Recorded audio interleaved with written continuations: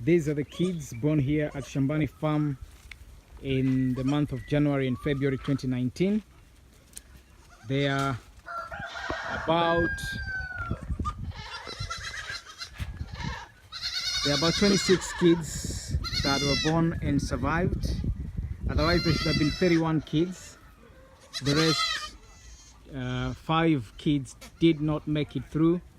They were born premature, all of them. All of those 5, they were born premature. There are 2 pairs of twins and 1 single kid that were born premature. Otherwise the rest are looking all sound and health, so we're very excited to see how they progress. You see there is a kid, that one over there, a boar kid, is only born about last week, but is already looking bigger than this Kalahari red kid here. So that goes to tell you that boars produce really big animals.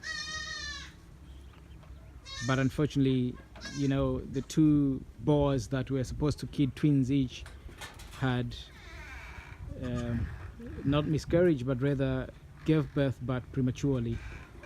We're still trying to find out what the reasoning to that is, but that is exactly what transpired.